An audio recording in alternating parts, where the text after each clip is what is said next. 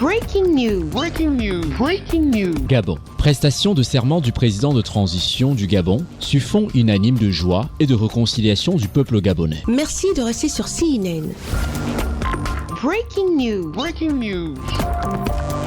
Arborant un costume d'apparat rouge de la garde républicaine, l'unité d'élite de l'armée qu'il commandait, le général Brice Oligui Nguema a prêté serment ce 4 septembre 2023 comme président de transition devant les juges de la Cour constitutionnelle gabonaise. Même s'il n'a pas fixé la durée de cette transition, il a promis d'installer les institutions plus démocratiques avant des élections libres. Notre pays, le Gabon, mérite des institutions fortes, crédibles, une gouvernance assainie, plus en phase avec les normes internationales en matière de respect des droits humains, des libertés fondamentales, de la démocratie, de l'état de droit. Je souligne par ailleurs que le Gabon est un pays indivisible dans sa diversité, de ses cultures, sa complexité ethnique et sa géographie. L'unité de notre peuple doit toujours être la condition essentielle pour l'exercice de nos libertés fondamentales. J'y veillerai personnellement durant toute la période de transition.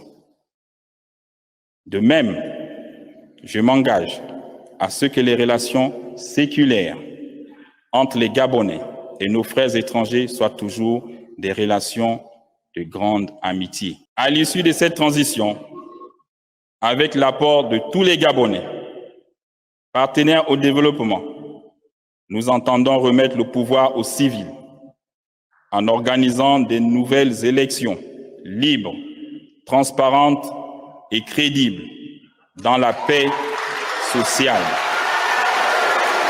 Le général Oligui Nguema, désormais président de transition du Gabon, a également promis des élections libres et transparentes à l'issue de la période de transition et s'est engagé à amnistier les prisonniers d'opinion. Avant la cérémonie d'investiture, le général Oligui Nguema avait enchaîné successivement des heures de discussion très médiatisées avec l'ensemble des forces vives de la nation gabonaise, notamment les clergés, les chefs d'entreprise, les syndicats, les membres de la société civile, les leaders de partis politiques et anciens ministres, les organisations non gouvernementales, les diplomates, les bailleurs de fonds et les journalistes. Prenant consciencieusement des notes, il avait répondu longuement aux interrogations et aux doléances de ces derniers. Des actes qui pour bon nombre de Gabonais montrent que le général Oligui Nguema a à cœur de reconstruire un Gabon qui fait honneur à tous les Gabonais. D'ailleurs, le nouvel homme fort de Libreville n'a eu de cesse de marteler qu'il fait de la lutte contre la corruption et de la mauvaise gouvernance son principal cheval de bataille avec le redressement de l'économie et la redistribution des revenus et richesses du pays aux populations. Les retraités vivent mal et je veux que ce soit effectif dès maintenant.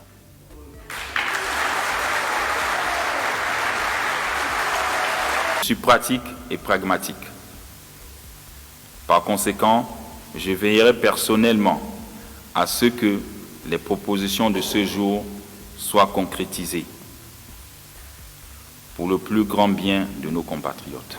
Un discours d'investiture acclamé de tous les Gabonais, signe d'unanimité, de joie et de réconciliation de tous les Gabonais. Pour rappel, les militaires putschistes avaient annoncé le 30 août la fin du régime Ali Bongo Ondimba, qui dirigeait le Gabon depuis 14 ans.